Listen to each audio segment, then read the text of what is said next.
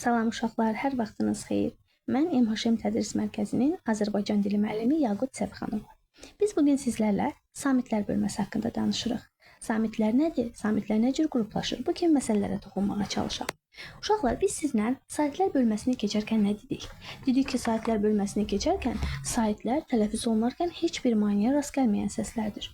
Bəs samitlər necə səslərdir? Samitlər saitlərdən fərqli olaraq tələffüz edilərkən müəyyən maneələrə rast gəlir ağız boşluğunda. Və bu baxımdan deyə bilərikmi ki, samitlər maneəli və küylü səslərdir. Demək, samitlər necə səslər oldu? Maneəli və küylü səslər. Dilimizdə bizim ümumən 25 samitimiz var. 25 samitimiz var. Eyni zamanda samitlər səs tellərinin iştirakına görə də ikiyə bölünür. Səs tellərinin iştirakına görə onları hansı qruplara bölə bilərik? Kar və cingiltili. Cingiltili. Bu şəkildə qruplaşdıra bilərik. Kar samitləri tələffüz edərkən səs telləri tamamilə qeyri-fəal olur. Yəni, səs tellərinin orada bir fəallığını, orada bir avazı, heç bir şeyi görə bilmərik. Yalnız və yalnız küydən ibarət olur. Demək, yalnız nədən ibarət olur? Küydən. Daha sonra uşaqlar, samitlərin dilimizdə sayı neçədir? Bizdə 11 samit səsimiz var. 11 kar samitimiz var. 11 kar samitin x-i k' və x'.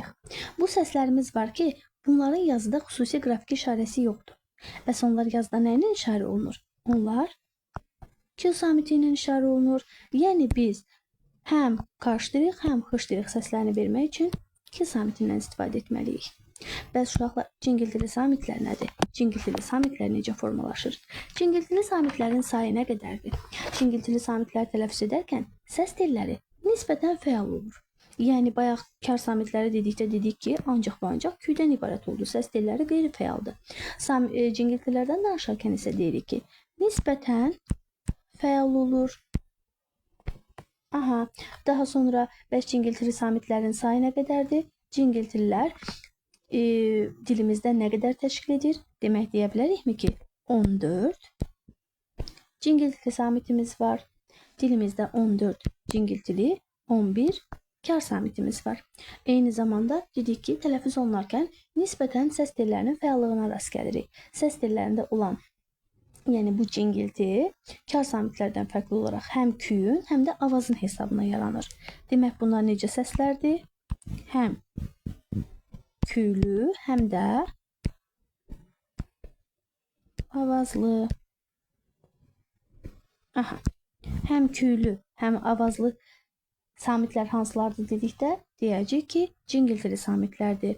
Kar samitlər yalnız küydən ibarət oldu, cingiltili samitlər isə küy, eyni zamanda avaz. Bu da səs tellərinin fəallığı ilə bağlıdır. Yəni, burada nisbətən fəallıqdan söhbət gedir.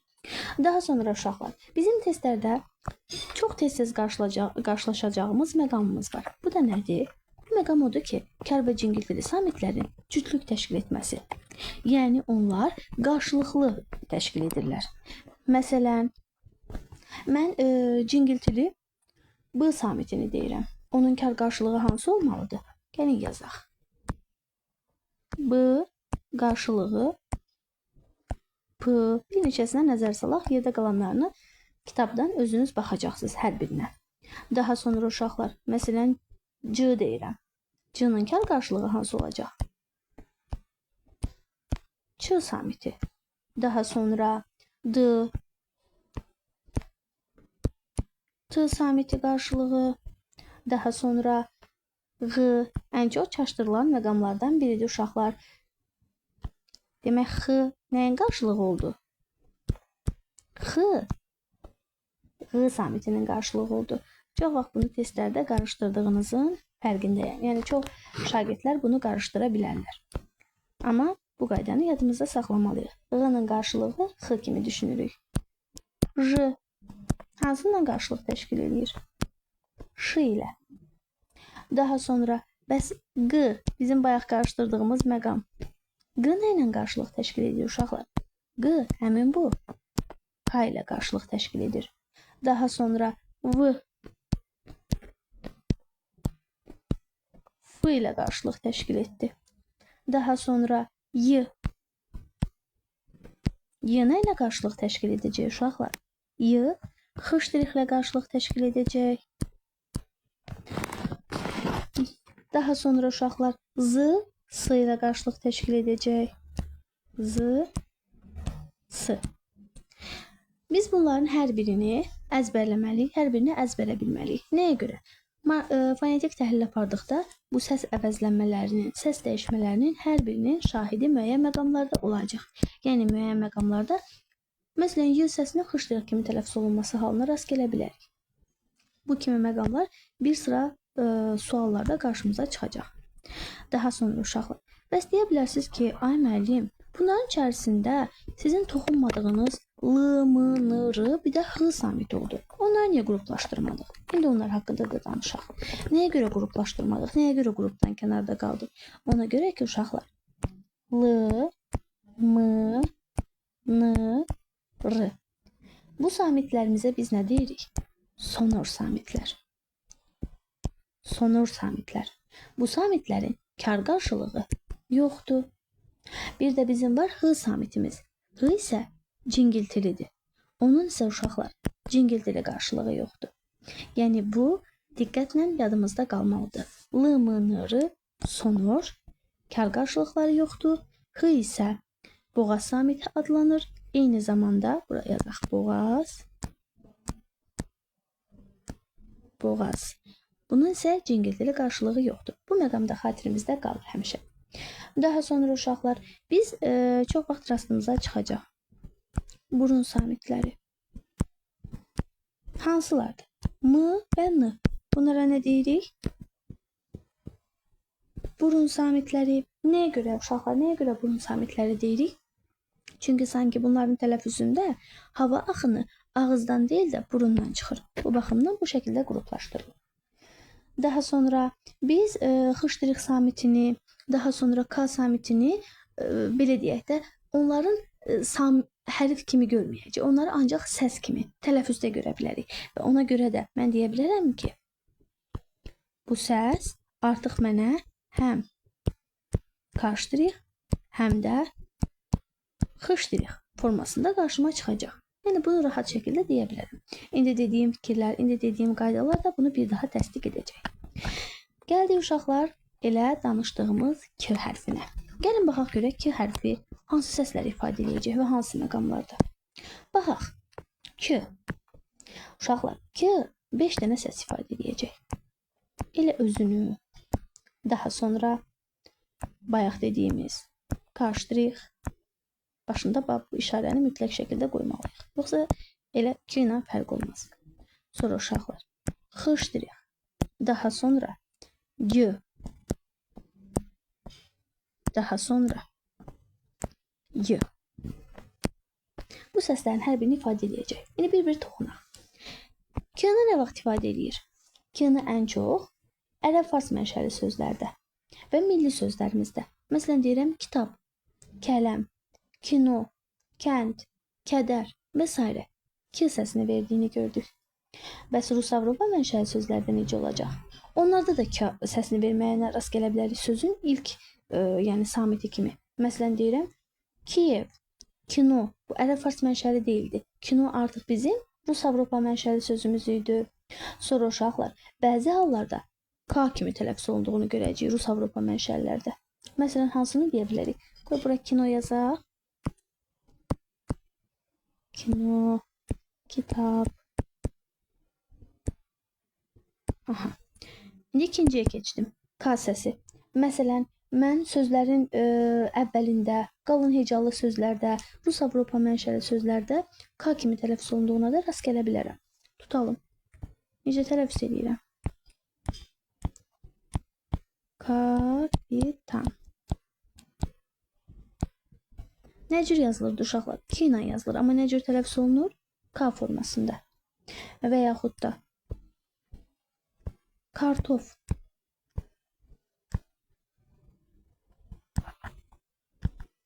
Kartof. Necə tələffüz olundu? K ilə. Demək nə dedik? Sözün əvvəlində qalın saitli. Görürük saitlərə. Qalın saitli sözlərdə, qalın saitli hecalarda Q hərfi K kimi tələffüz olunacaq. Bu ən çox Rus Avropa mənşəli sözlərdə özünü göstərir. Bəs sözün ortasında təsadüf olunurmu? Olunur. Məsələn, oktyabr. Oktyabr yazacaq. Demək,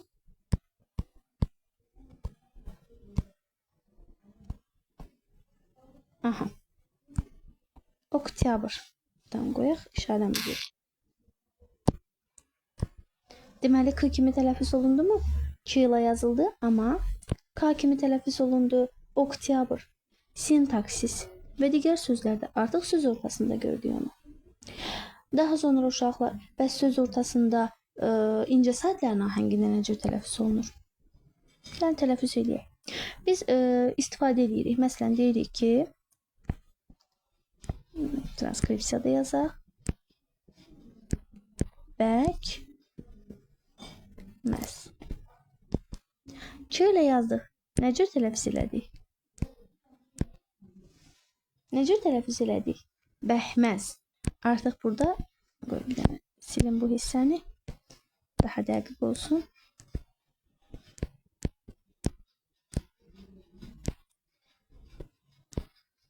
Aha, deməli, bəhməz.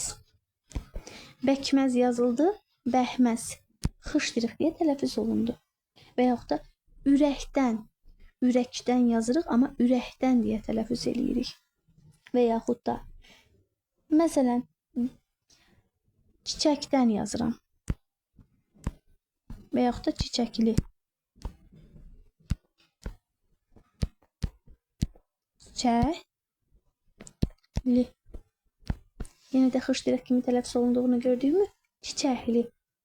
Və yaxud da çörək. Və yaxud da örpək, tütək və s. kimi. Keçən səfər saitlərdə biz saitlər bölməsini danışanda onun içərisində mən sizə keyfiyyət dəyişməsindən bəhs etmişdim. Keyfiyyət dəyişməsindən məlumat vermişdim. Məsələn, nə zaman K kimi tələffüz olunacaq? K samiti nə zaman G kimi tələffüz olunacaq? Biz sizlə danışdıq. Tamam. Seçki. Sonra bitki yazırıq, amma nə cür tələffüz eləyirik? Bitki.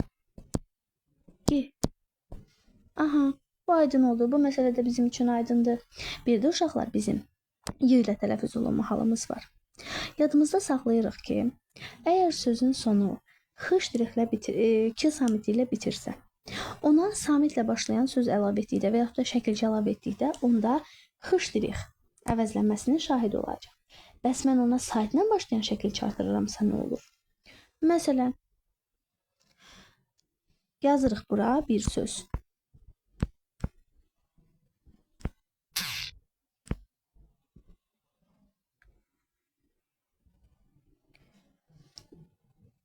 Bir dəqiqə dəqiq yazdım, siz onu lap aydın başa düşərsiniz. Çörək. Aha. Üstə gəldim. I saitini. Çörək i. Yəni bu formada olacaq. Nə cür tələffüz edirəm bəs?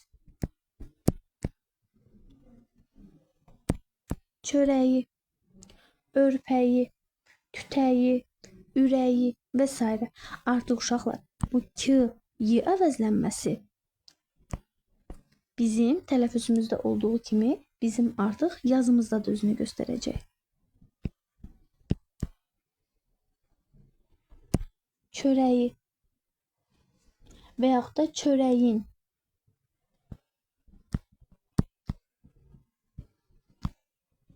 Çörəyin. Yəni K-yə əvəzlənməsi var ha.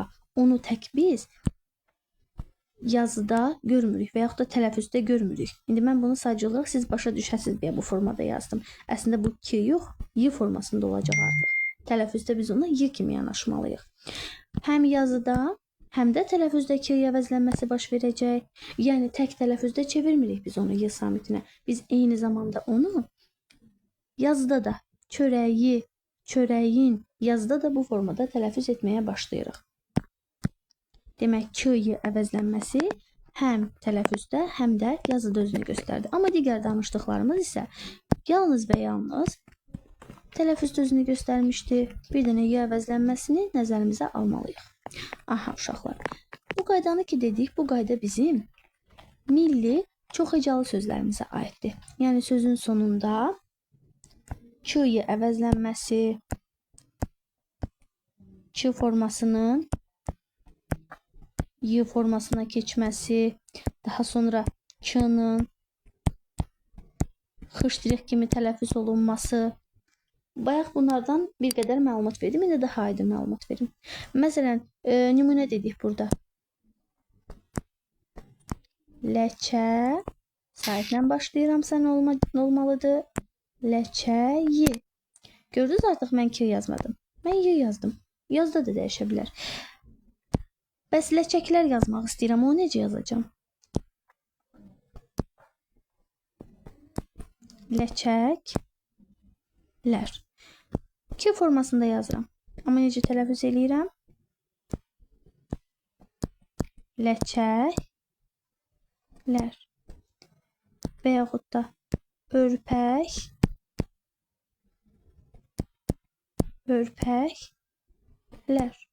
və s. Bu forma artıq bizim üçün aydındır. Deyə bilərikmi ki, qaydanı yekunlaşdıraraq sözün sonu k samiti ilə bitərsə, ondan sonra saitlə başlanan söz və yaxud da şəkilçi gələrsə y kimi, özündən sonra samitlə başlanan söz və yaxud da şəkilçi gələrsə x kimi tələffüz olunar. Yuxarıda dediyimiz qaydaların hər birini bir daha təsdiq etdi bu fikir. Q-yu əvəzlənməsi həm yazıda, həm də tələffüzdə özünü göstərəcək. Yəni Q-yu əvəzlənməsini biz həm yazıda görəcəyik, həm də tələffüzdə öz əksini tapdığının şahidi olacaq.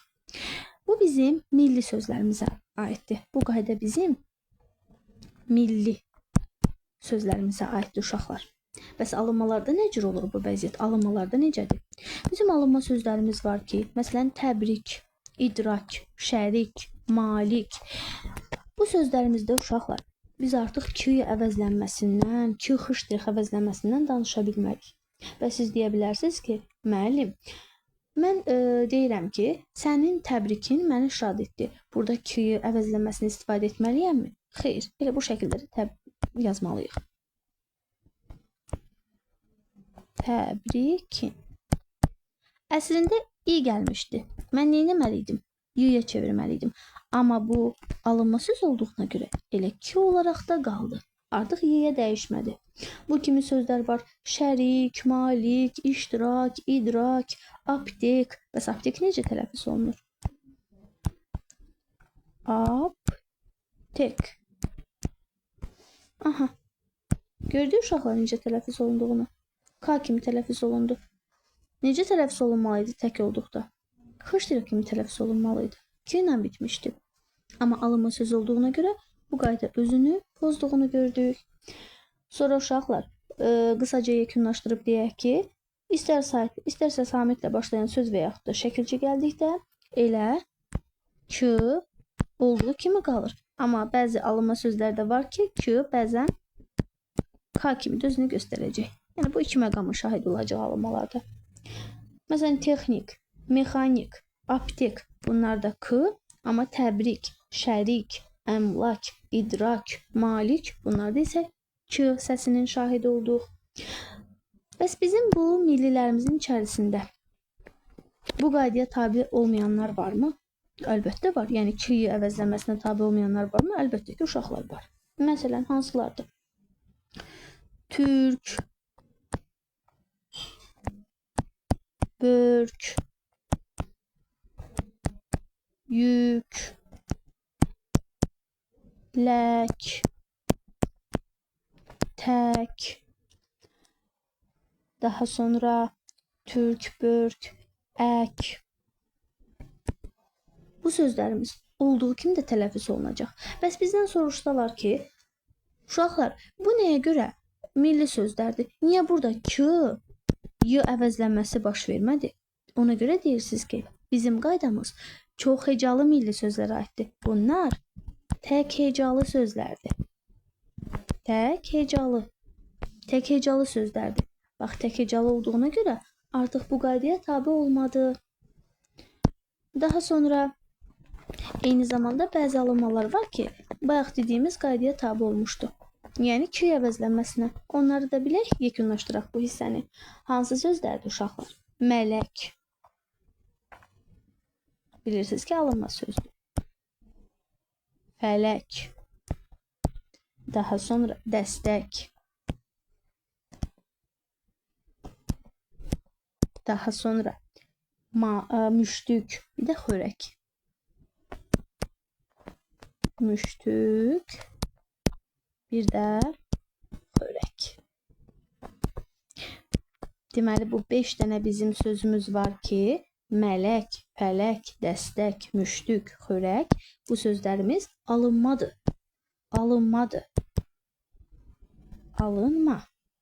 Amma bunlarda da tələffüz eləyin, Q əvəzləməsinin şahidi olursunuz. Fələyin, dəstəyin, müştüyün, xörəyin və s. Bu bizim nəyimizdir? İstisna məqamımız. Nəyə görə uşaqlar istisna oldu? Ona görə istisna oldu ki, bayaq dediyimiz qayda milli çoxhecalılar üçün keçərli idi. Bu alınmadır. Alınma üçün keçərli olmamalıydı. O təbrik, idrak, iştirak, əmlak onlar kimi qalmalıydı. Amma istisna olaraq mələk, fələk, dəstək, müştük, xörək bu sözləri istisna olaraq Q əvəzlənməsi olan sözlər kimi hesaba ala bilərik. Sonra uşaqlar, bəs siz deyə bilərsiniz ki, müəllim, Q əvəzlənməsi milli sözlərdə, çoxhecalı millilərdə həmişə baş verəcək. Xeyr, əlbəttə ki, istisnalarımız var. Fonetika elə bir bölmədik. Fonetikada istisnalar çoxdur uşaqlar. Yadınızda saxlayın. Q əvəzlənməsi və yaxud da iki kar samit gəldikdə Q-nun G kimi tələffüz olunması, ən çox da G-yə misal göstərəcək də. Bayaq dediyi bitki, seçki, bu sözlər, bu qəlibdən olan sözlərdə Q əvəzlənməsi baş verməyən sözlərimiz var. Necə demişdik qaydan? Demişdik ki, 2 dənə kar yanaşı gəldikdə artıq burada Q, G əvəzlənməsi baş verməlidir. Seçki, bitki yazılmışdı, amma seçki, bitki deyə tələffüz etdik. Bir məqamımız var uşaqlar. 2 kar yanaşı gəlir, amma bax bu G əvəzlənməsi baş vermir. Hansılardadır? Kar, bir də keş şəkilçilərimizdə. Məsələn, yazıram.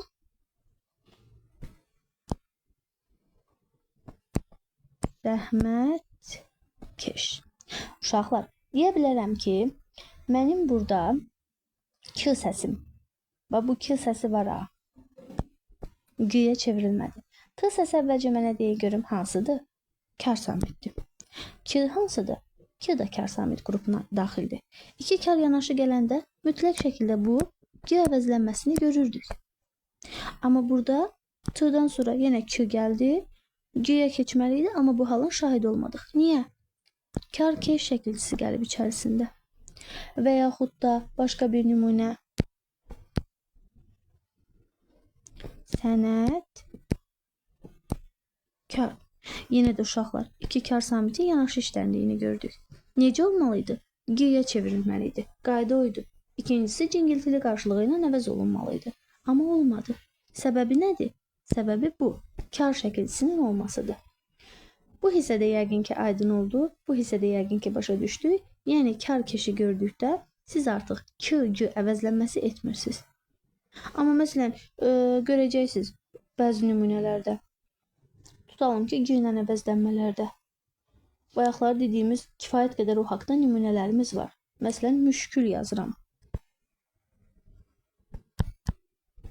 Müşkül. Uşaqlar, Ş nədir bizim? Ş samiti bizim kar samitimiz olurmu? Deməli, J, Ş qarşılığıdır həm də. Ş samiti bizim karımız oldu. Q da bizim karımız oldu. Necə olmalıdır əslində? Müşkül. Müşkül deyə tələffüz olundu. Və yaxud da təşkilat yazıram. Təşkilat. Necə tələffüz edəcəm? Təşkilat. Yenə də gördünüz. G əvəzlənməsi baş verdi. 2 kar yanaşı gəlmişdi. İkinci kar artıq o cingiltili qarşılığı ilə tələffüz olundu. İstisna məqamımız kar keş şəkilçilər oldu. Bu hissə aydındır. Yəqin ki. Keçək digər bir samit haqqında danışaq. Hansı samit səsdir bu? Q. Q samiti. Uşaqlar, Q samiti hansı formalarda özünü göstərəcək? Hansı formalarda rastımıza çıxacaq? Q samiti demək. Q samiti G kimi, K kimi, X kimi, G kimi tələffüz olunur. Əvvəlcə sözün əvvəlində gələn G-yə baxaq. Necə tələffüz olundu? Qonaq G kimi tələffüz olundu və yaxud da qardaş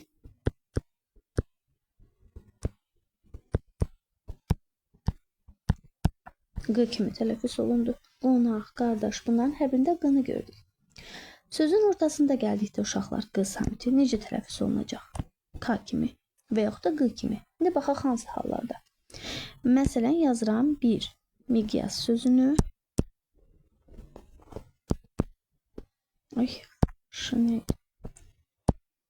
Miqyas. Bir də nə yazıram uşaqlar? Nöqtə. Nöqtə. Aha. İndi gəlin bir yerdə sizlə birgə tapaq. Y bizim nəyimiz oldu? Y bizim cingiltili samitimiz oldu. Miqyas dedikdə nə cür tələffüz edirik? Miqyas olduğu kimi. Aha. Nöqtə. T bizim nə oldu uşaqlar? Kar samitimiz. Tələffüz edək. Nöqtə. Aha. Necə tələffüz edirik? Nöqtə.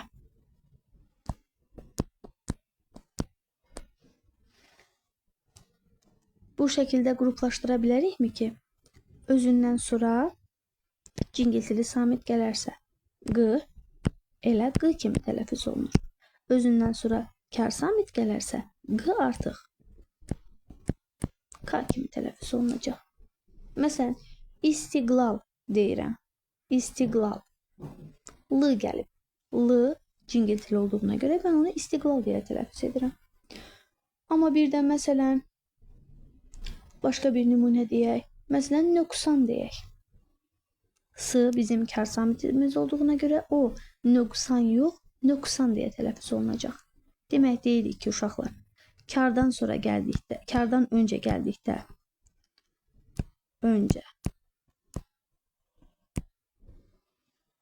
kardan öncə gəldikdə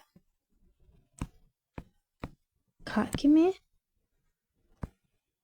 qısa yazıram. Cingiltilidən öncə gəldikdə isə söz ortasında G kimi tələffüz olundu.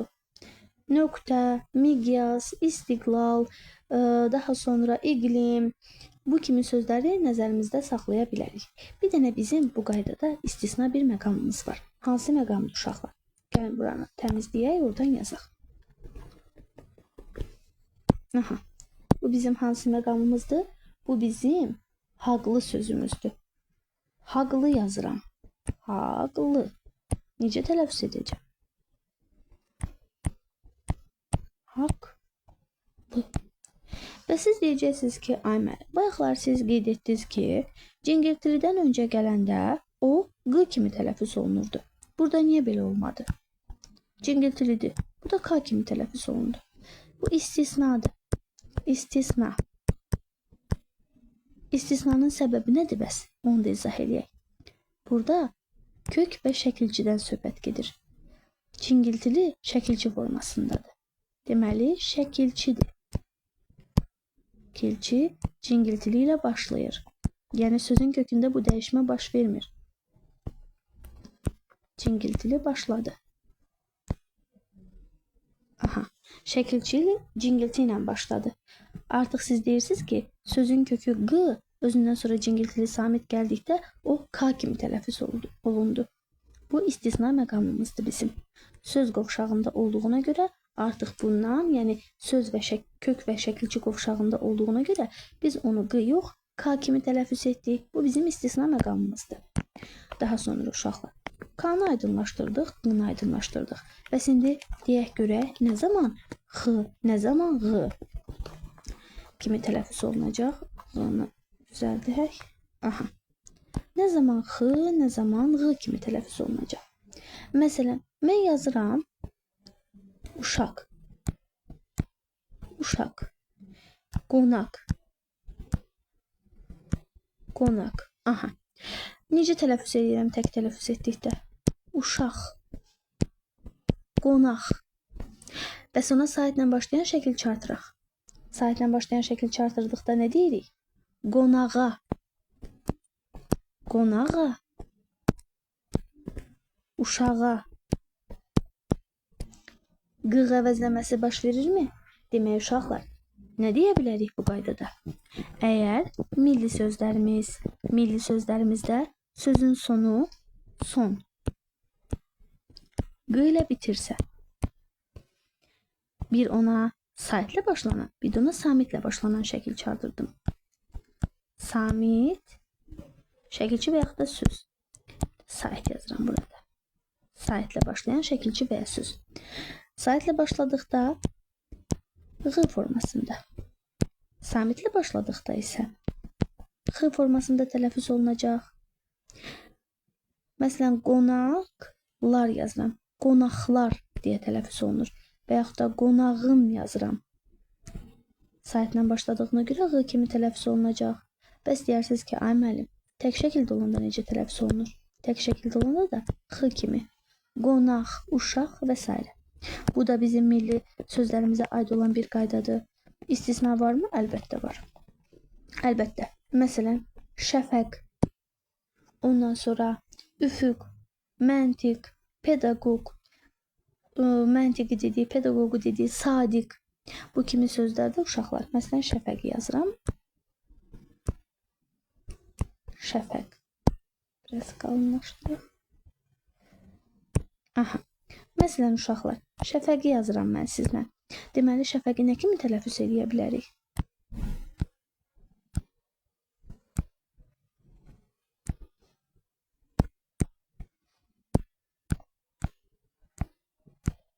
Şəfəq. Tək tələffüz olunanda k kimi tələffüz olunacaq. Şəfəq. Bəs samitlə başlayan şəkil çartırdım.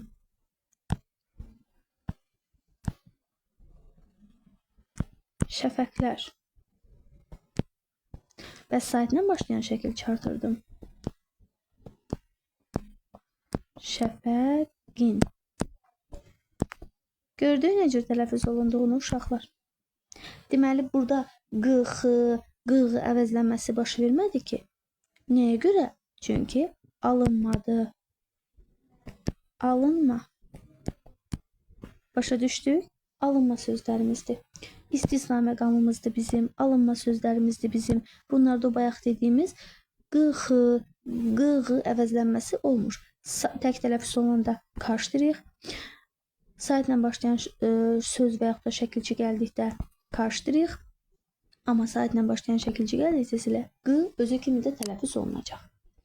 Bu qaydada yəqin ki bizə aid oldu. Bu qaydanda yəqin ki başa düşdük. Daha sonra uşaqlar sizlə keçək biraz da qoşa samitli sözlərdən danışaq. Qoşa samitli sözlərimiz hansılardır? Bir-bir yazaq, sözlər üzərində təhlil edək. Və siz artıq bu qaydanı da tam mənimsəmiş olasınız. Qeydlərinizi götürə biləsiniz. Məsələn uşaqlar, mən deyirəm ki qoşa q. Necə tələffüz eləməliyəm? Tutalım. Rəqqas yazdım.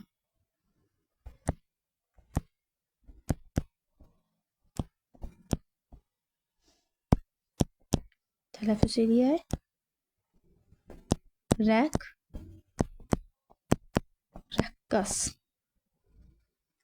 Sak qız yazıram. Sak qız. Demək birinci k kimi, ikinci q kimi tələffüz olunacaq. Sonra uşaqlar qoşa k-lardan danışaq. Məsələn, 8 yazıram.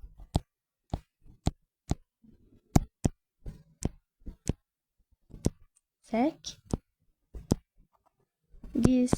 Gördünüz? İkinci nə kimi tələffüz olundu uşaqlar? 8 G formasında tələffüz olundu. Mütəkkə və yaxud da bunun kimi bu qəlibdən olan bir sıra sözlərə nəzər sala bilərik.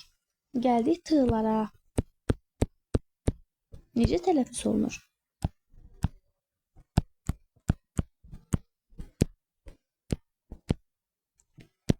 Sət dar. Gördük uşaqlar. İkincidə yenə dəyişmə baş verdi. Sonra p-lara baxaq. Qoşa p-lar. Qoşa p-lar nə cür tələffüz olunacaq? Qoşa p-lar. Məsələn, hoppanmaq yazıram və yaxud da top buz yazıram. Qısa bir söz yazaq ki. Top buz. Top buz. Gördünüz, bayaqlar mən sizə cingiltili kar qarşılıqlar yazmışdım. Hər biri öz qarşılığı kimi tələffüz olundu mu? Daha sonra qaldı hansı? Y. Y-dan indi ətraflı danışacağım. Uşaqlar, bir dənə rəqqasda birinci hərfimiz dəyişdi. K kimi tələffüz olundu. Amma digərlərində ikincilər dəyişir. Fikir verirsiniz yəqin ki. Digərlərində ikincilər. Bir dənə qırqılarda birinci dəyişir. Qı formasında tələffüz olunur. Bu da yəqin ki bizim üçün aydındır. Daha sonra keçirəm hansı məsələyə? İndi də keçirəm yıllara. Uşaqlar, yıllarda bir qədər məqam fərqlidir artıq. Niyə fərqlidir? Gəlin buna da baxaq. Yıllar əgər iyyət,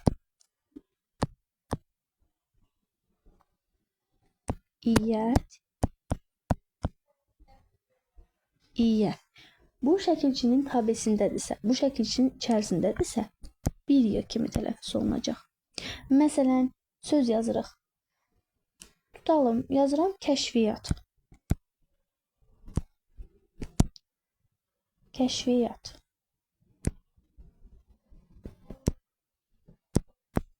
Necə tələffüz eləməliyəm? Kəş. F öz qarşılığı ilə tələffüz olunacaq. Çünki 2 kar yanaşı gəlib. Kəşfi. Artıq y-nın birinin düşdüyünü görəcəyik. Aha. Kəşfiyyat formasında tələffüz olundu. Y-nın birinin düşdüyünü gördük. F da V-yə keçdi. Burada nə oldu uşaqlar? Burada həm kəmiyyət, həm də keyfiyyət dəyişməsi baş verdi. Ədəbiyyat, ondan sonra maliyyə, cəfəngiyyat və sair sözlər də bu qəlibdəndir. Bunlarda iyyət, iyyə şəkilçisi olduğuna görə yılların biri düşür, bir y ilə tələffüz olunur. Aydındır yəqin ki, daha sonra uşaqlar, bəs söz kökündə olanda necə olacaq? Söz kökündə olduqda biz elə ikisini də tələffüz edirik. Yazıram. Niyyət. Səyyar. Elə y. Elə iki dənə y-nın olduğunu gördük. Niyyət, səyyar, təyyarə və s. Bir də uşaqlar, mən deyim, siz də bir-bir dəftərinizə qeyd edin. Bəzi məqamlarımız var yıllarda. Onlar hansılardır? Onlarda əslində sözün kökündədir, 2 y qalmalıydı. Sadəcə olaraq istisna məqam kimi 1 y qalır. Yəni 2 y olub, sözün kökündə sözdə 2 y gəlib, transkripsiyada yazmayaq. Aha. Amma istisna kimi 1 y ilə tələffüz olunurlar. Hansı sözlərdir? Vəziyyət, səhiyyə, səciyyə, heysiyyət, məziyyət, vəsiyyət, səviyyə. Bu kimi sözlər kök şəkilçiyə ayrılmırlar. Amma tələffüz zamanı 2 y yox, 1 y kimi tələffüz olunur. Əslində qalmış belə olmalıydı. Sadəcə olaraq istisna bir məqam olduğuna görə biz artıq onları 1 y kimi tələffüz edəcəyik. Sonra uşaqlar keçək BDGC samitləri haqqında danışmağa. BDGC samitlərindən nələrə diqqət etdirməliyik, onlara baxaq. BDGC. Bayaq ki, sait gəlsin, samit gəlsin. Bax, o məsələləri burada da görürük. Bu sözlər tək tələffüz olunduqda öz qarşılığı, kar qarşılığı ilə. Məsələn, deyirəm ki, uşaqlar, dolap yazıram. Dolap. və yaxud da ağac yazıram. Ağac. Gəl hamısına bir dənə nümunə yazaq. Dolab və yaxud da qanad. Ağac. Nəhəng. Hər birini gördük. Tək tələffüz etdim necə olacaq? P. Dolap. Bura qanat. Qanat. Nəhəng. Ağac. Bu formada tələffüz etdik. Gördünüz, karlaşdı. Saatlə başlayan şəkil çartıraq. Necə olacaq saatlə başlayanda? Saat, bir dənə də samit yazın bura. Aha. Dolab, dolabın. Bu olaraq qaldı uşaqlar. Bunun günü yuxarıdan yazıram. Dolabın və samit. Dolaplar. Samit olduqda necə olacaq? Yenə P kimi. Qanadın. Quşun qanadıdır. Amma qanatlar. Və yaxud da məsələn nəhəngi. Heyvanların ən nəhəngi. Olduğu kimi qaldı cingiltili. Ancaq burada karlaşacaq. Nəhənglər. Nəhənglər ordusu. Ağacın budağı. Olduğu kimi qalacaq. Ağaçlar. Qarşılığı ilə yenə də əvəz olunacaq. Qarşılığı ilə deməli əks olunduğunu gördük tələffüzdə. Uşaqlar, burada da istisna məqamlarımız var. Bunu yadımızda saxladıqdan sonra istisnalardan danışaq. Biz əslində dedik ki, gördünüz bunların hər birini. Bu P tək olanda karlaşdı, saitlə başlayanda cingiltili kimi qaldı, bir də karla başlayanda yenə də karlaşdı, samitlə başlayanda yenə də karlaşdı. Ancaq bu qaydada istisna məqamlarımız da var. Hansılardır? Onlara saitlə başlayan və yaxud da samitlə başlayan şəkil çartdıqda, artıq saitlə başladıqda cingiltili kimi qalsın, samitlə başladıqda artıq burada karlaşma prosesi geçsin. Belə bir hadisə baş vermir. İstisnalardır. Hansılardır uşaqlar? Qab, qab, dib, şad, ondan sonra qərb, qərb, yad, daha sonra dad. Bax, bu sözlərimizdir. Bunlarda demək heç bir dəyişkənlik baş verməyəcəkdir uşaqlar. Heç bir dəyişkənliyin şahidi olmuruq. Eyni zamanda biz o ıb şəkilcisini görürük. Ib, ib, ub, üb. Bax, orada da bu əvəzlənməsi baş verməyəcək. Elə olduğu kimi tələffüz olunacaq. Biz onu P ilə əvəzləyə bilmərik. Elə bu kimi də tələffüz olunur. Gəlib, gedib, oxuyub, yazıb və s. Bu şəkildə deyə bilməliyik. Deyə bilməliyik, deməliyik əslində. Yəni, qayda bizdən bunu tələb edir. Amma burada qəlb sözü var ki, çox uşaq bunu çaşır. Yəni, çox uşaq çaşbaş qalır bu məqamda. Bu sizi çaşdırmasın, qarışıqlıq yaratmasın. Uşaqlar, məsələn, yazıram qəlb. İki mənası var da homonim sözdür. Belə deyək də, homonim söz deməyək, daha doğrusu homonimi yanlış dedim, homonim deyil. İki mənası var, yəni tələffüzə görə iki cür düşünülə bilər. Bir mən qəlb. Buna da mən qəlb deyə tələffüz edirəm, yəni ürək mənası. Tələffüzə görə iki mənanı ifadə edəcək. Qəlb. Burada isə saxta mənasında. Homonim deyil. Sadəcə olaraq uşaqlar nədir burada? Nədən söhbət getdi? Tələffüzə görə iki dənə məna ifadə elədi. Yəni tələffüzünə görə iki dənə fərqli mənası var. Amma hər ikisində P kimi tələffüz olunacaq. Amma bu qəlb var ha. Qəlb eyni zamanda bunun birincinin yazılış formasıdır. Qəlbin ilə yazılış forması budur. Qəlb. Bunun da yazılış forması budur. Hər ikisi deyilişdə, gördünüz, eyni şəkildə tələffüz olunur. Amma fərqli mənalar bildirir. Yazılış formalarında ürək dedikdə biz onu B ilə yazacaq. Saxta dedikdə isə biz onu P ilə yazacaq. Yəqin ki, fikrim aydın oldu. Daha sonra uşaqlar, daha sonra hansı məqamımız qaldı, hansı məsələmiz qaldı, ona toxunaq. Bir də bizim var sonu qoşa samitlə bitən, yəni sonu eyni qoşa samitlə bitən sözlərimiz. Onlar hansılardır? Haqq, fən, səd, daha sonra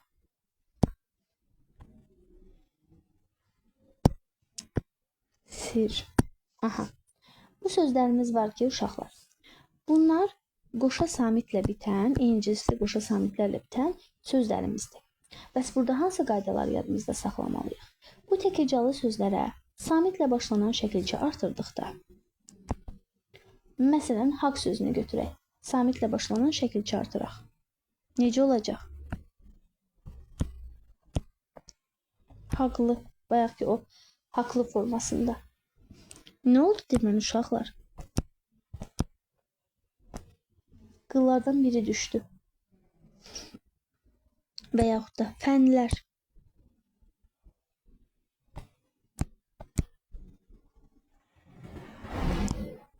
Və yaxud da sədlər.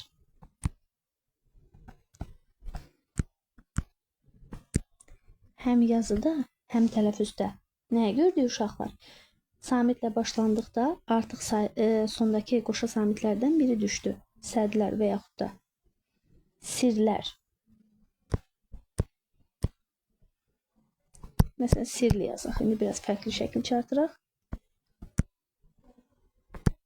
Demək, nə oldu? Samitlə başlanan şəkilçi artırdıqda bunlara samit.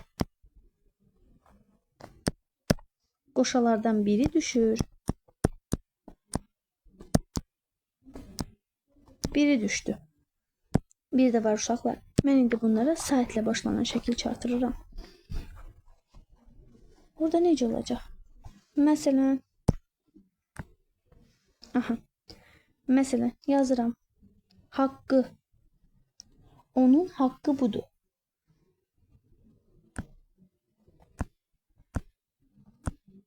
Haqqı. Bu fənni sevirəm.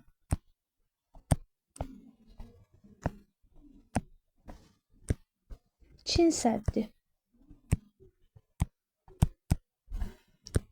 Sirri. Aha. Nə oldu uşaqlar və yaxud da sirrə? Deməli, saitlə başladıqda heç bir düşmə hadisəsi baş vermir. Düşmə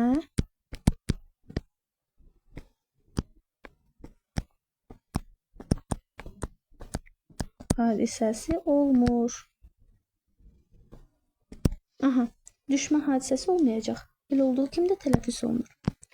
Biz bayaq sizlə dedik ki, samitlə başladıqda düşmə hadisəsi baş verir. Yəni, qoşa samitlərdən biri düşür, biri tələffüz olunur. Samitlə başladıqda. 2 dənə sözümüz istisnadır uşaqlar. Kül, bir də his. Bunlara samitlə başlayanda da, saitlə başlayanda da heç bir düşmə prosesi olmur. Niyə olmur uşaqlar? Çünki düşsək artıq məna fərqlənir. Bax, küllə, külün, hislə, hisin mənası tamam fərqlidir. Kül, bütün, küllü, bütün aləm mənasında. Məsələn, bütün deməkdir də, belə deyək. Küll aləm deyəndə bütün aləm. His insanın hissləri, emosiyalar deməkdir. Amma kül, məsələn, ocaq qalırsan, külü qalır. Tamam başqa məna. His, lampanın hissi qalır. Bundan gördünüz, əks mənalar tamamən əks deməyək də, tamamən fərqli-fərqli anlayışlardır. Fərqli anlayışlar olduğuna görə, demək bu kül və hiss sözlərində heç bir samitlə başlandıqda düşmə hadisəsi baş verməyəcək. Daha sonra uşaqlar bəzi birləşmələrə də toxunaq və yekunlaşdıraq samitlər bölməsini. Hansılardır bəzi dediklərimiz, hansı birləşmələri göstərə bilərik? Məsələn, sizə də suallar verirəm tez-tez dərsdə. N samiti nə zaman mı kimi tələffüz olunur? Uşaqlar, deyirik ki, B N-dan öncə gəldikdə. Məsələn, mən yazıram günbəz. Necə tələffüz edəcəm? Günbəz. Və yaxud da yazıram 15. 15. Demək, n, b-dan, m-dan öncə gəldikdə m kimi tələffüz olunacaq. İstisnalarımız varmı? Bəli, var. Özdə yetəri qədər var. Bunların hər biri əzbərlənəcək. Mən deyim, siz dəftərinizə qeyd edin uşaqlar. Hansılardır? Köhnə, hambal, kömbə, hambal, pambıq, lampa, ambulans, ambisiya, embargo, emblem, lampa, qumbara, ansambl, kompas, kampot, peyğəmbər, kombinat, amper. Bu sözlərimiz uşaqlar elə özü yazılışında da m ilə yazılır, m ilə də tələffüz olunur. Bir də deyək, kömbə, hambal, pambıq, lampa, ambulans, ambisiya, embargo, emblem, lampa, qumbara, ansambl, kompas, kampot, peyğəmbər, bomba, amper, kombinat. Bu sözlərimiz m ilə yazıldı, m kimi də tələffüz edildi. Məsələn yazıram. Lampa, kömbə. Deməli uşaqlar, burada nə oldu? N-nı görmədiniz ki? Elə m ilə yazıldı, m ilə də tələffüz olundu. Daha sonra ən çox qarışıq sanılan məqamlardan biri hansı məqamdır? H-t birləşməsi. H-t. Uşaqlar, h-t bəzi sözlərdə dəyişir, bəzilərində dəyişmir. Əgər sözün ortasında gəlirsə, dəyişəcək. Möhtərəm, möhtərəm. Necə yazılırdı o?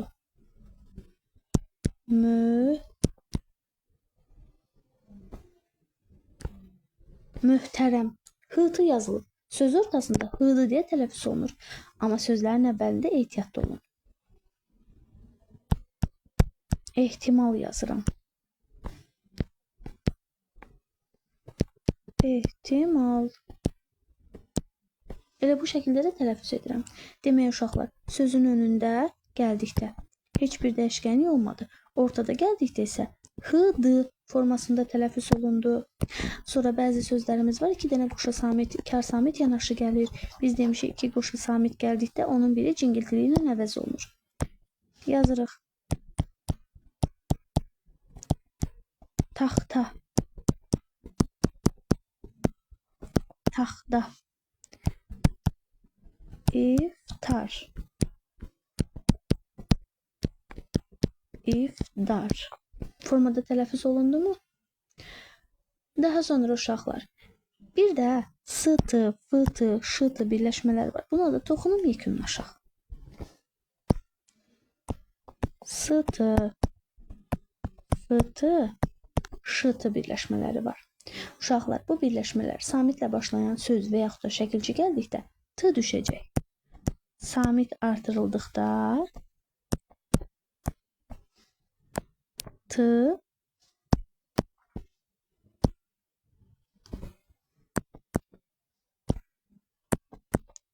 düşür. Amma saitlə başlandıqda nə olacaq uşaqlar? T d kimi tələffüz olunacaq. Bir dənə məsələn neftçi sözü yazıram. Neftçi. Nə dedim? Dedim samitlə gəldikdə t düşür. Neftçi. O qəlibdən olan. Məsələn deyirəm sədirlik. Məsələn rastlaşmaq yazıram. Rastlaşmaq yazıram. Rastlaşmaq deyə tələffüz eləyirəm. Dostluq yazıram. Bir dənə yazaq bunu da. Dostluq. Samit oldu. Dostlıdı əvəzlənməsi. Söz sonunda da qılx əvəzlənməsi. Hər birindən danışdıq, gəldik. Dostluq formasında tələffüz olunacaq. Deməli, samitlə başlayanda t düşəcək, saitlə başlayanda d kimi tələffüz olunacaq. Yaxşı, deyək ki, hansıdır o? Ona da bir nümunə yazaq. D formasında olmağına. Qalım yazıram.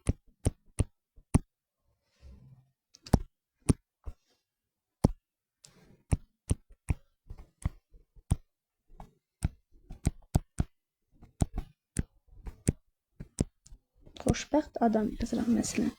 Xoşbəxt adam necə tələffüz olunacaq? Xoşbəxt adam. Bu saytın təsiri ilə D əvəzlənməsi baş verdi. Artıq heç bir düşmədən danışa bilməzsiniz. D kimi tələffüz olunmalıdır. Aha, bununla da fikirlərimizi yekunlaşdırırıq uşaqlar. Bununla da fikirlərimizi artıq sonlaşdırırıq samitlərlə bağlı. Bir də samitlərdə ən çox şagirdlərdə qarışıqlıq yaradan məqamlardan biri FF birləşmələrdir. Uşaqlar, FF birləşmələrində heç bir hal baş vermir. Şəffaf yazıram. Şəffaf. Şəffaf. Bu şəkildə də tələffüz edirəm. Yəni burada heç bir dəyişkənliyə rast gəlmirsiniz. Şəffaf yazıb şəffaf şəklində də tələffüz edirsiniz. Testlərdə qarışdırılan məqamlara toxunmağa çalışdım ki, sizin üçün aydın olsun.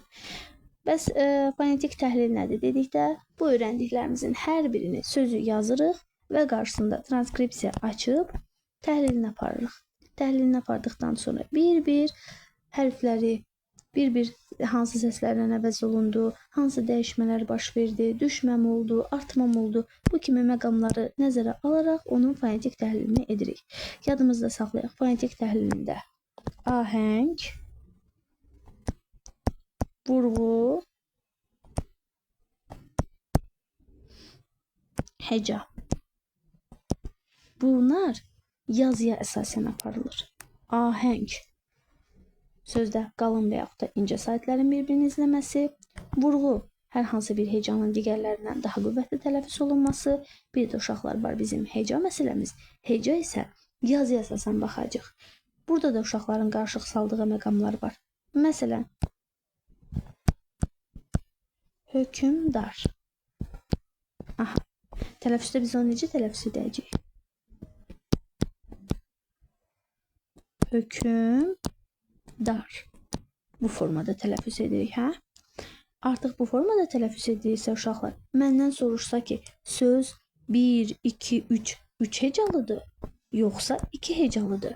Mən hansını götürməliyəm fonetik təhlilə əsasən? Hökümdar.